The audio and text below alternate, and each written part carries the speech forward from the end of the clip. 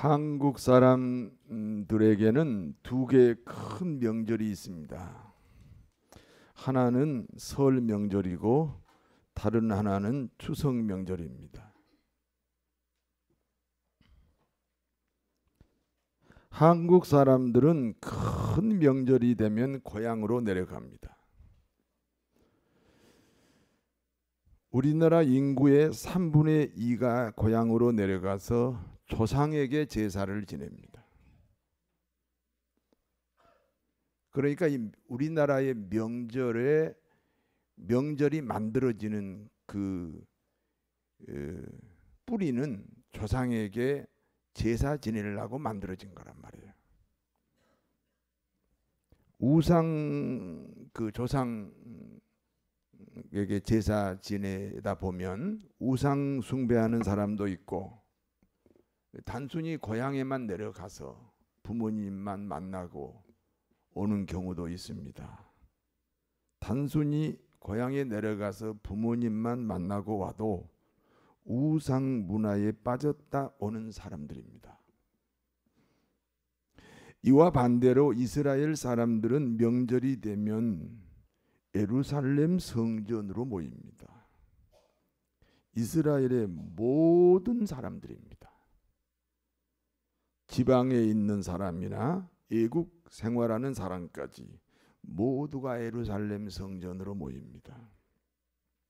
예루살렘 성전에 모여서 하나님께 제사를 지냅니다. 모든 사람은 죄인입니다. 여러분, 죄인이라고 할 때 사람과 사람 사이의 죄가 아니에요. 하나님과 사이에서, 하나님과의 관계에서 죄인이에요. 여러분 보세요. 거슬러 올라가면 첫 번째 인간이 있겠지요. 그렇지요. 그러면 그 첫 번째 인간은 사람과의 사이가 없잖아요. 하나님과 관계만 있잖아요. 첫 번째 사람이니까. 그 첫 번째 사람이 죄인이기 때문에 우리가 죄인이거든요. 그러면 그 첫 번째 사람 아담과 하와는 하나님 앞에 죄를 진 거예요. 하나님과 분리된 거예요. 선악과를 먹음으로 하나님과 분리가 되어 단절이 되었다. 이게 죄예요. 이게 죄는 존재론적인 거예요. 살다가 죄진 게 아니고 태어나기 전부터 죄인으로 태어나는 거예요. 모든 사람은 죄인입니다. 그래서 이스라엘 백성들은 양 한 마리를 제단에 올려놓고 그 양의 머리에 안수기도 합니다. 그러니까 안수기도는 뭐냐? 내 죄를 그 양에게 넘기는 의식입니다. 여러분, 내 죄가 양에게 넘어갔습니다. 양이 내 죄를 다 뒤집어 썼습니다. 그러면 그 양이 누굽니까? 나 자신입니다. 여러분, 죄하고 나를 분리하면 안 돼요. 내가 지은 죄는 바로 나예요. 그래서 우리는 습관적으로 지은 죄를 버리려면 나를 버려야 되는 거예요. 죄하고 내가 분리되지 않아요. 내가 죄를 지었으면 그 죄가 나예요. 그래서 이 죄를 양에게 다 넘겼으면 이제 양이 내가 된 거예요. 그리고 그 양을 죽였습니다. 누가 죽었습니까? 내가 죽었습니다. 그래서 죄값을 치르는 의식을 구약의 제사라고 합니다. 그러면 신약은요, 이 양이 예수님으로 바뀐 것뿐이에요. 여러분, 양은 어디까지나 짐승이잖아요. 나에 대한 상징이지 내가 될 수 없잖아요. 그래서 언젠가 이 양이 아닌 이제 양이 아닌 사람이 양의 역할을 하는 사람이 와야 돼요. 그런데 모든 인간은 죄인이니까 누구도 어떤 인간도 양의 역할을 할 수가 없어요. 그래서 하나님이 직접 인간으로 오셨어요. 하나님이 직접 인간으로 왔으니 아버지가 없어요. 예수님은 하나님이 인간으로 오신 분이에요. 그래서 죄가 없어요. 그런데 마리아의 몸에서 태어났으니까 사람이에요. 여자가 송아지를 낳나요? 뭐 낳은 경우도 있나? 대답을 안 하시네. 여자가 강아지를 낳나요? 여자가 낳았으면 누구를 낳아? 사람을 낳지. 그래서 하나님이 마리아라는 여자의 몸을 통해서 인간으로 오신 거예요. 아멘 하세요. 그래서 그 최근에 말이죠. 예수님이 실제로 돌아가신 그 자리를 발견했다는 거 아니야. 근데 거기에 길이 났다네. 예수님이 실제로 돌아가신 그 자리를, 파바떼 밑에를. 그때 무슨 관이 나온대, 관이. 그래서 이제 이거는 어디까지나 설입니다, 설. 예, 이게 아담의 무덤일 것이다. 그런데 그 관 위에 피자국이 있다는 거예요. 예수님께서 흘리신 피자국이. 그러니까 아담의 무덤 위에 예수님이 돌아가신 거죠. 근데 그 피자국을 이제 이렇게 채취해 가지고 조사를 하니까 남성 호르몬이 없어. 여성 호르몬만 있는 거예요. 여성 DNA만 있는 거예요. 예수님의 피가 틀린 거예요. 예수님은 아버지 없이 태어났으니까 이 남성 DNA가 없다 그러지. 아, 이거 예수님의 피구나. 예. 이렇게 최근에 발표한 그런 기사가 있습니다.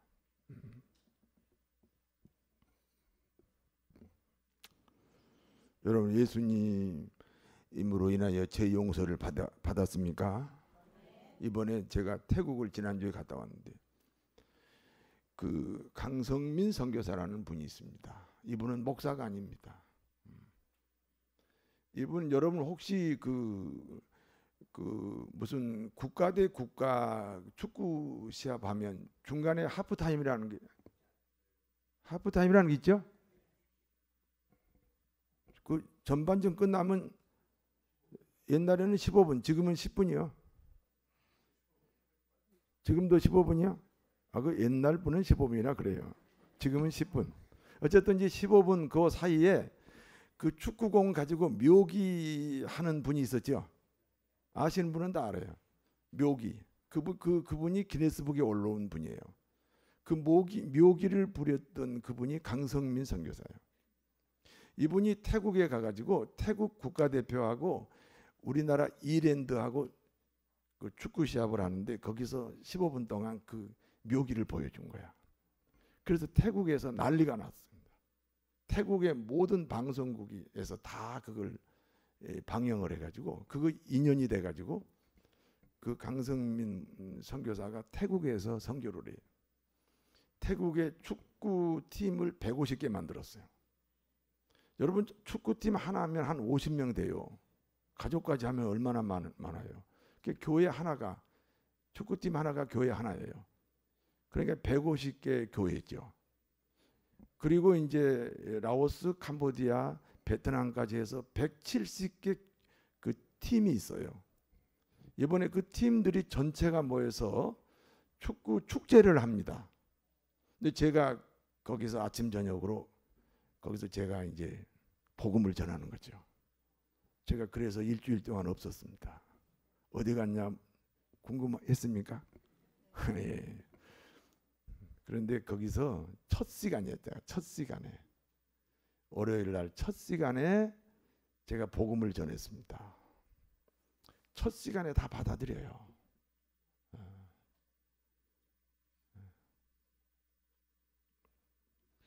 그런데 우리 교회에서는 이제 그레이스 제자대학이라고 그 복음을 전하는 프로그램이 12주 과정이 있습니다. 오늘 저녁부터 다시 시작합니다. 근데 12주가 끝났는데도 신앙 고백서를 받아보면 내가 12주 동안 강의한 내용이 거기 신앙 고백서에 하나도 안 들어있어요. 여러분, 구원은 어떻게 이루어져요? 제 문제가 해결되면 구원이에요. 고등학교 때 가슴이 뜨거웠어요. 그거는 교회 다니는 이유가 된 거지. 구원의 이유는 아니에요. 죄 문제가 해결돼야 돼요. 그러면 죄를 알아야 되잖아요. 내가 태국 사람들에게 30분이면 해결될 것을 우리 교인들에게 12주 가지고도 안 되더라. 우리 교인들 흉보게 됐네. 죄송해요. 우리가 잘 살다 보니까 더 복음 전파가 어렵다. 구원의 확신이 애매하면 꼭 오늘 그레이스 교회로 6시 반까지 오세요. 믿습니까? 이 구원은 머리가 아니에요. 생각이 아니에요. 이성이 아니에요. 지식이 아니에요. 경험이에요. 양 한 마리를, 이스라엘 백성들이 양 한 마리를 성전에 가지고 와서 양의 머리에 안수기도 합니다. 근데 자기 죄를 양에게 다 넘기는 거예요. 그럼 이제 이 양이 이제 내가 된 거죠. 그 양을 죽여요. 왜? 죄값이 사망이니까. 양을 죽임으로 누가 죽었다? 내가 죽었다. 그래서 죄 문제를 해결하는 의식이 구약의 제사예요. 그런데 그 양이 신약에는 예수님이 되신 거죠. 할렐루야.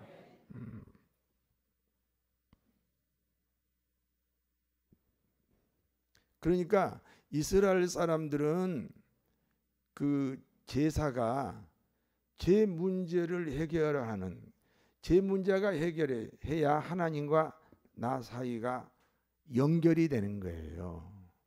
하나님과 내가 연결이 되는 것은 일상생활을 통해서 연결하는 거고, 예배는 연결하는 문제를 해결하는 시간이에요.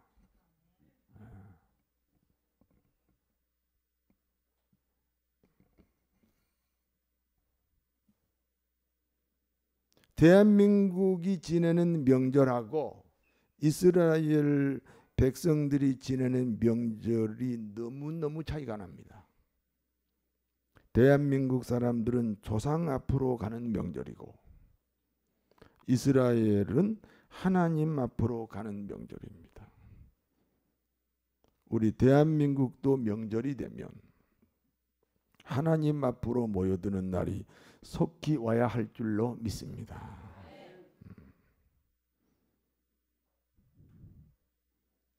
이스라엘에는 7개의 명절이 있습니다. 그 중에 오늘 본문에 나오는 명절은 오순절입니다. 예수님은 오순절 명절에 제자들과 함께 예루살렘 성전으로 가셨습니다. 예루살렘 성전 서북쪽에 있는 문을 양문이라고 합니다. 양문,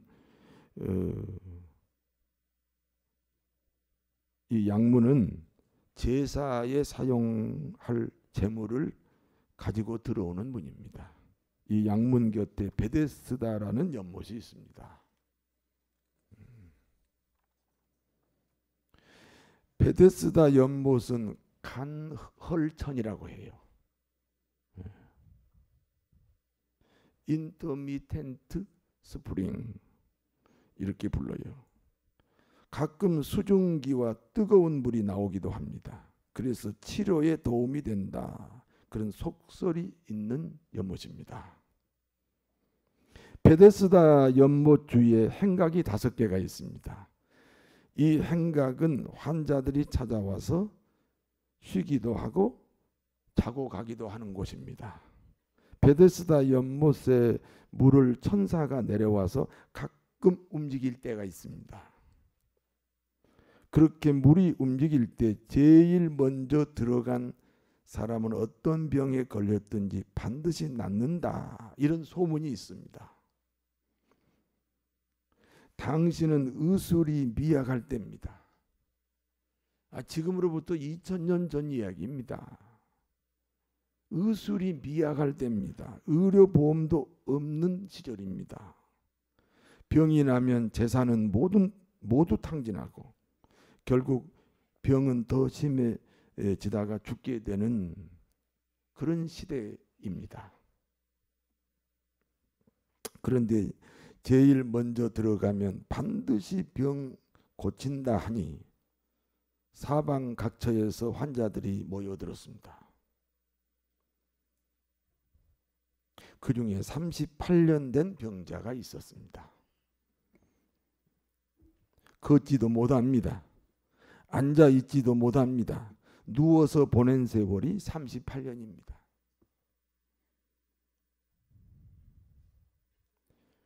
예수님이 38년 된 환자에게 오셨습니다. 그리고 이렇게 말씀합니다. 내가 낫고자 하느냐? 여러분, 이 예수님의 질문이요 굉장히 중요합니다. 아이 목사님, 그 38년 된 환자라며요. 아니 앉지도 못하고 누워있는 세월이 38년이라며요. 아니 그러면 거기 나으려고 왔지. 그럼 뭐 구경 왔나요? 아닙니다. 잘 들어보셔야 됩니다. 그 38년 된 환자에게 예수님이 내가 낫고자 하느냐? 이게 굉장히 중요한 질문입니다. 38년 된 병자가 대답합니다. 천사가 내려와서 물을 움직일 때 들어가야 됩니다. 그런데 나보다 먼저 들어간 사람들이 있습니다. 당연히 다른 사람이 먼저 들어가지. 아니 앉아있지도 못해요. 누워만 있는 사람이에요. 어떻게 거기 1등으로 들어가겠어요? 그런데 나보다 먼저 들어간 사람이 있습니다. 당연히 치료받아야 하지만 내 힘으로는 불가능합니다. 예수님께서 38년 된 병자에게 다시 말씀합니다. 일어나 내 자리를 들고 걸어가라. 일어나 걸어라. 내가 힘을 주리니. 일어나 너 걸어라. 내 너를 도우리. 참 이상하네. 박수는 앞에서 점점점 약해져서 저 끝에 가서는 거의 안 친다. 그래서 강대상을 저 끝으로 다음 주는 옮겨야 되겠다. 예. 나의 등 뒤에서 나를 도우시는 주, 나의 인생 길에서 지치고 고나요 매일처럼 주저앉고 싶을 때 나를 밀어주시네. 일어나 걸어라. 내가 새 힘을 주리니. 일어나 너 걸어라. 내 너를 도우리. 그 사람이 벌떡 일어났습니다. 38년 동안 눕던 자리를 둘둘 말아 가지고 일어났습니다. 눕던 자리, 떠날 수 없었던 그 돛자리가 그 사람의 운명입니다. 운명을 둘둘 말아버렸습니다. 새로운 운명으로 바뀌는 시간입니다. 오늘 본문이 주는 교훈입니다. 첫 번째입니다. 한번 따라서 하세요. 실패했어도 실패가 없어야 합니다. 실패했어도 실패가 없어야 된다. 38년 된 병자가 1년에 한 번 치료에 도전했다면 몇 번 실패했습니까? 지금 38년 된 병자라 그랬죠. 1년에 한 번씩 치료 받겠다고 도전했다면 몇 번 실패한 거예요? 38번 실패한 거지. 한 달에 한 번 치료에 도전했다면 잘 모르시죠? 456번 실패했습니다. 한 달에 한 번 병 고쳐야지 이렇게 시도했다가 실패했다 이거지. 한 달에 한 번. 그러면 456번 실패한 거예요.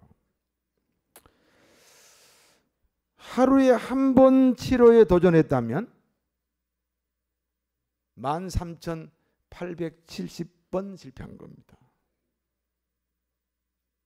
38년 된 병자 기질로 보면 하루에 한 번 치료하려고 시도했다고 보는 것이 맞습니다. 그렇다면 13,870번 실패한 사람입니다. 몇 번 실패했다고요? 그런데 실패의 흔적이 없습니다. 마음에 낙심이 없습니다. 마음에 절망이 없습니다. 마음에 좌절이 없습니다. 사람은 일생 동안 한 번만 실패해도 그 실패의 트라우마가 계속 따라다닙니다. 무슨 말씀인지 아시죠? 제 나이가 40이요. 아니 믿거나 말거나 제 나이가 40이요. 그러면 제가 40년 동안 살면서 기억나는 게 많아요? 기억 안 나는 게 많아요? 기억 안 나는 것은 내 인생에서 떠나버린 게 아니고 내 인생의 무의식으로 들어간 거예요. 그래서 이 무의식이 내 의식의 세계를 70% 지배해요. 옆에 사람이 누군가 보세요. 누가 있지요? 그게 이제 의식의 세계라는 거야. consciousness, 의식의 세계. 그런데 이 의식의 세계, 내 이 행동, 이 의식의 세계는 이 무의식, unconsciousness가 그 영향력이 70%다. 그러니까 일생 동안 한 번만 실패해도 그 실패가 무의식으로 들어가서 계속 트라우마로 나를 지배한다 그 말이에요.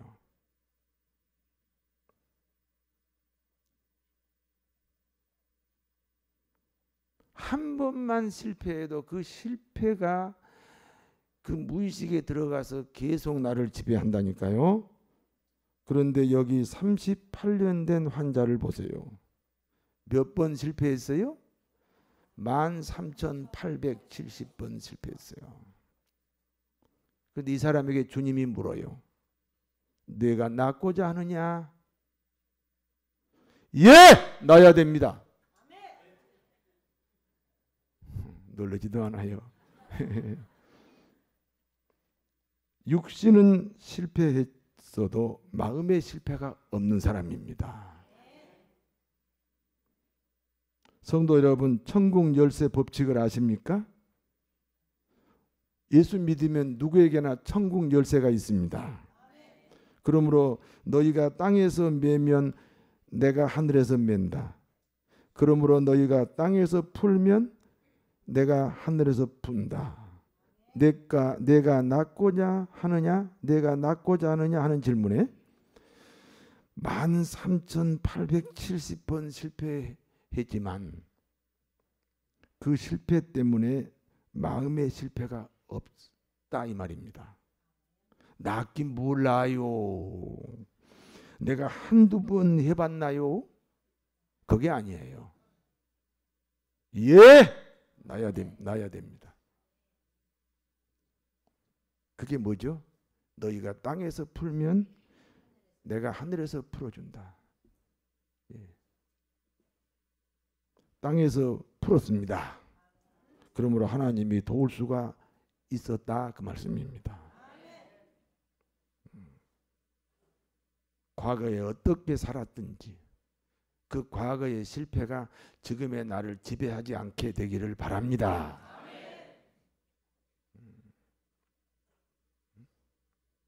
그러면 물어봅시다. 이 사람이 38년 동안 이렇게 앉아있지도 못하고 누워있는 이 환자가 사실 건강한 사람이요? 병든 사람이요? 건강한 사람이지. 마음이. 육체는 그렇게 병이 들어도 마음이 어떤 사람이요? 건강한 사람이지. 실패했어도 실패가 없는 사람입니다. 두 번째입니다. 사람은 자기 인생을 자신이 책임질 수 없다는 사실입니다. 다시 말씀드릴게요. 사람은 자기 인생을 자신이 뭐 할 수 없다? 책임질 수 없어요. 고달프십니까? 인생이 허무하십니까? 죽고 싶습니까? 자기 인생을 자기가 책임지려고 하니까 그렇게 힘든 거예요. 베데스다 연못에 수많은 환자가 모였습니다. 반드시 1등을 해야만 치료받습니다. 그래서 모두가 베데스다 연못에 물이 움직일 때 자기 방법대로 지금 달려갑니다. 안진뱅이는 앉아서 뭉개면서 갑니다. 벙어리는 말 못하면서 갑니다.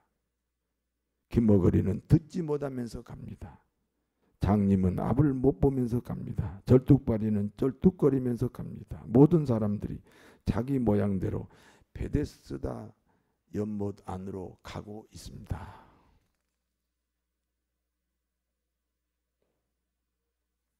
(38년) 된 병자는 도대체 그 많은 사람들 사이에서 1등 할 수 있는 방법이 없습니다. 앉지도 못하잖아요. 자기 노력으로 1등을 할 수가 없습니다. 내 인생 내가 책임질 수 없다. 누군가의 도움이 필요하다. 여러분, 이게 리더십이에요. 하나님까지 안 가더라도 내 인생은 누군가 나를 협조해야, 누군가 다른 사람의 도움이 필요해서 내 인생이 가꾸어진다. 이게 리더십이에요.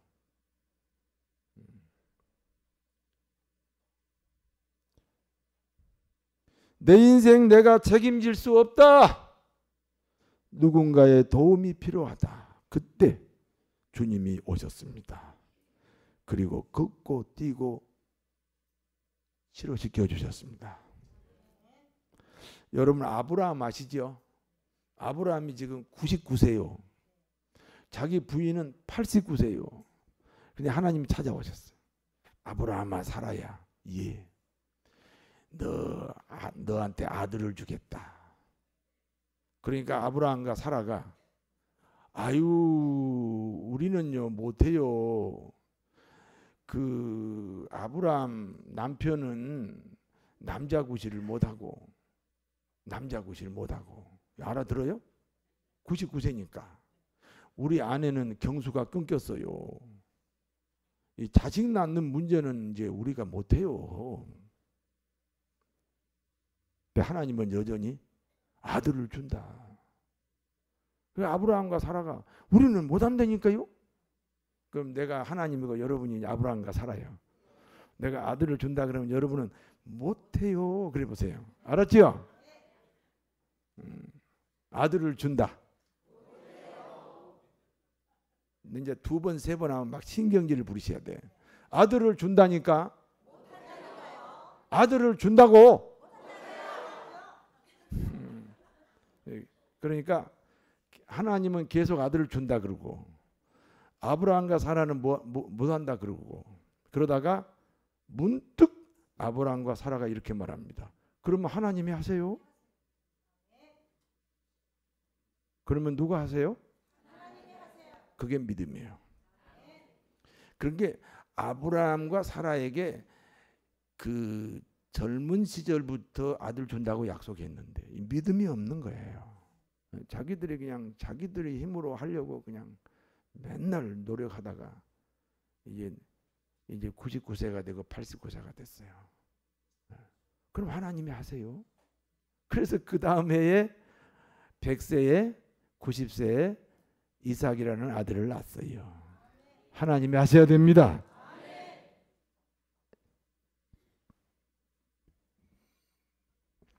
여러분의 인생을 누가 책임지셔야 된다고요? 믿습니까? 모세는요, 미디안 광야에서 40년 동안 양치기로 살았습니다. 사실은 애굽 나라 왕자였습니다. 왕위 계승권 제1순위였습니다. 그런데 미디안 광야에서 양치기로 40년을 삽니다. 잘 보세요. 아무것도 하지 않는 훈련이에요. 응? 아무것도 하지 않는 훈련이 40년이에요. 그리고 80세에 하나님이 부르셨습니다. 그리고 광야에서 이스라엘 200만 인구를 인도합니다. 어떻게 200만 인구를 인도가 가능합니까? 200만이면 하루에 초상이 몇 건이고 출산이 몇 건이고 고소가 몇 건이고 200만이라는 인구를 어떻게 인도를 해요? 아무것도 하지 않는 훈련 때문에 하나님이 모세를 사용하셨다 그 말입니다. 믿습니까? 여러분은 인생 여러분의 책임지지 마세요. 하나님에게 맡기세요. 할렐루야. 세 번째입니다. 베데스다 연못의 광경은 우리가 살고 있는 이 세상의 축소판입니다. 1등 해야만 살아남는다니까요. 우리나라의 가수가 말이죠. 3만 명이 넘은데 그래. 여러분이 기억하는 가수가 몇 명이요? 1등 해야만 살아남는다고. 이 김포 시내에 식당이 한 수천 개 될 거예요. 그렇죠? 그러면 돈 벌었다 그 말은 몇 등 했다? 1등 했다 그 말이에요. 축구 선수가 말이야 수백만 명이요. 나 축구 하겠다. 축구로 성공하겠다. 중학교, 고등학교, 대학교 수백만 명인데 그 중에 한두 명 그 1등 하기가 쉬워요?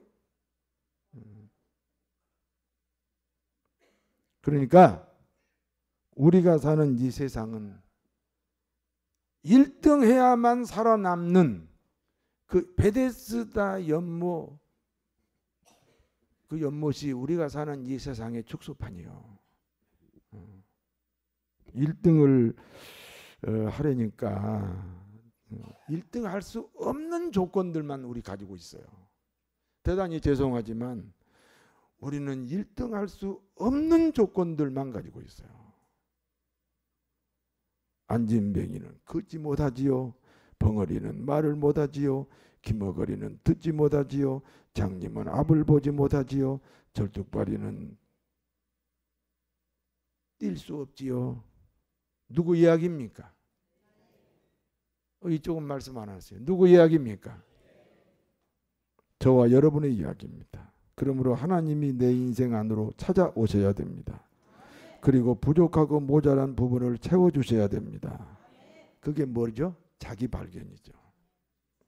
자기 겸손입니다.